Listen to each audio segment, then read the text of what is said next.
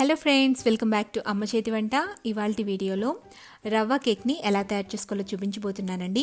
అది కూడా ఓవెన్ లేకుండా, ఎగ్ యూస్ చేయకుండా సింపుల్ ప్రాసెస్లో ఫ్లఫీ రవ్వ కేక్ని ఎలా తయారు చేసుకోవాలో ఈ వీడియోలో చూసేద్దాం.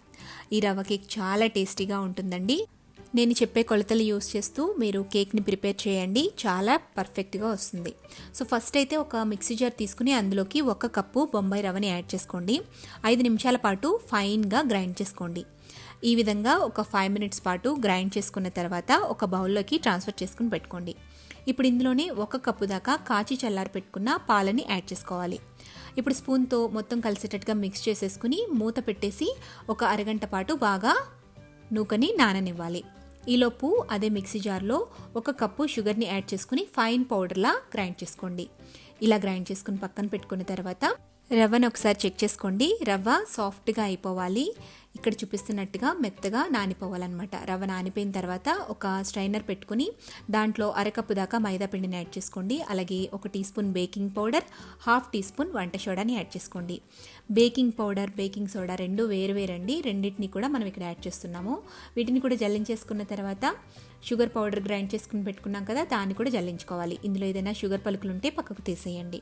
నెక్స్ట్ పావు చెక్క ఎండు కొబ్బరిని తీసుకోండి. బ్యాక్ సైడ్ ఉండే బ్రౌన్ పార్ట్ని మొత్తం తీసేసిన తర్వాత ముక్కలుగా కట్ చేసుకుని మిక్సీ జార్లో వేసుకుని ఈ విధంగా ఫైన్గా గ్రైండ్ చేసుకుని పెట్టుకోండి. లేదా మీకు బయట మార్కెట్లో ఎండు కొబ్బరి పొడి రెడీమేడ్గా దొరుకుతుంది, దాన్నైనా తీసుకోవచ్చు. ఇక్కడ ఎండు కొబ్బరి పొడిని పావు కప్పు దాకా వేసుకున్నాము. వీటన్నిటిని కూడా ఇక్కడ చూపిస్తున్నట్టుగా కట్ అండ్ ఫోల్డ్ మెథడ్లో మిక్స్ చేసుకోవాలన్నమాట. ఈ విధంగా ఒకే డైరెక్షన్లో కలుపుకోవాలి. అంతా బాగా మిక్స్ అయిన తర్వాత పావు కప్పు పెరుగు, పావు కప్పు సన్ఫ్లవర్ ఆయిల్ని యాడ్ చేసుకోండి. ఆయిల్కి బదులుగా మీరు వెన్నను కూడా వాడుకోవచ్చు. నెక్స్ట్ ఇందులోకి పావు టీ స్పూన్ దాకా వెనిలా ఎసెన్స్ని కానీ లేదా యాలకుల పొడిని కానీ యాడ్ చేసుకోండి. ఇప్పుడు వీటన్నిటిని కూడా ఇక్కడ చూపిస్తున్నట్టుగా కట్ అండ్ ఫోల్డ్ మెథడ్లో మిక్స్ చేసుకుని కన్సిస్టెన్సీ ఈ విధంగా ఉండేటట్టు చెక్ చేసుకుని పక్కన పెట్టుకోండి. ఇప్పుడు ఒక బేకింగ్ ట్రేని తీసుకోండి. ఇక్కడ నేను తీసుకున్న బేకింగ్ ట్రే మీడియం సైజ్ అండి, అంటే 22 సెంటీమీటర్స్ ఉంటుందన్నమాట డయామీటర్ వచ్చేసి. సో ఈ బేకింగ్ ట్రేని తీసుకున్న తర్వాత కొంచెం ఆయిల్ని స్ప్రెడ్ చేసిన తర్వాత మైదా పిండిని కానీ లేదా ఇలా బటర్ పేపర్ని కానీ పెట్టేసుకోండి. రెగ్యులర్గా ఇంట్లో కేక్ తయారు చేసుకునే వాళ్ళు బటర్ పేపర్స్ని కొనుక్కుని పెట్టుకుంటే మంచిదండి. మీరు పౌడర్ యూస్ చేస్తే కొంచెం అడుగున గట్టిగా వస్తుంది. సో అలా కాకుండా బటర్ పేపర్ని యూస్ చేయడం వల్ల అడుగున కూడా సాఫ్ట్గా ఉంటుందన్నమాట కేక్ అనేది. బటర్ పేపర్ వేసిన తర్వాత కొంచెం ఆయిల్ని స్ప్రెడ్ చేసేసి మనం తయారు చేసి పెట్టుకున్న ఈ కేక్ మిశ్రమాన్ని ఇందులో యాడ్ చేసేసుకుని ఒకసారి ట్యాప్ చేసుకోండి. ఆ తర్వాత పైన డ్రై ఫ్రూట్స్ని కానీ లేదంటే టూటీ ఫ్రూటీని కానీ యాడ్ చేసుకోండి, లేదా ప్లెయిన్గా కూడా చేసుకోవచ్చు. ఇలా పక్కన పెట్టుకున్న తర్వాత స్టవ్ మీద ఒక థిక్గా ఉండే కడాయిని కానీ లేదా లోతుగా ఉండే గిన్నెని కానీ లేదంటే ఒక కుక్కర్ గిన్నెని కానీ పెట్టుకోండి. దలసరిగా ఉండాలి అడుగు అనేది.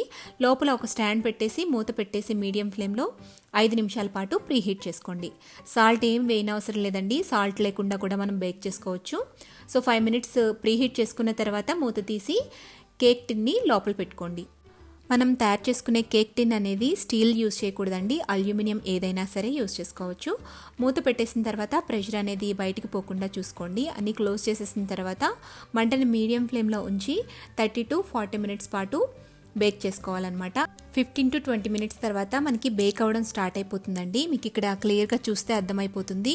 మీకు క్లియర్గా తెలియడం కోసమే నేను 25 మినిట్స్ తర్వాత 35 మినిట్స్ తర్వాత కేక్ పొజిషన్ ఎలా ఉన్నదనేది మీకు చూపిస్తున్నాను.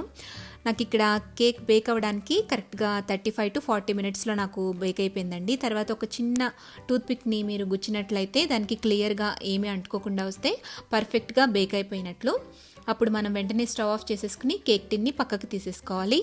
దీన్ని కంప్లీట్గా చల్లారిపోయిన తర్వాత కొంచెం ఎడ్జెస్ అనేవి స్క్రాప్ చేసేసుకుని పైన ప్లేట్ పెట్టేసి రివర్స్లో ఈ విధంగా బోర్లిస్తే కేక్ ఈజీగా ఊడొచ్చేస్తుంది. నెక్స్ట్ ఈ కేక్ని పీసెస్గా కట్ చేసేసుకుని సర్వ్ చేసుకోవచ్చండి. అంతేనండి, రవ్వ కేక్ ఈజీగా రెడీ చేసేసుకోవచ్చు. మీరు కూడా ఈ రవ్వ కేక్ని ఇంట్లో తప్పకుండా ట్రై చేయండి. మీకు ఎలా వచ్చింది అనేది నాకు కామెంట్ చేయండి. ఈ వీడియో నచ్చితే లైక్ చేసి సబ్స్క్రైబ్ చేసి షేర్ చేయండి.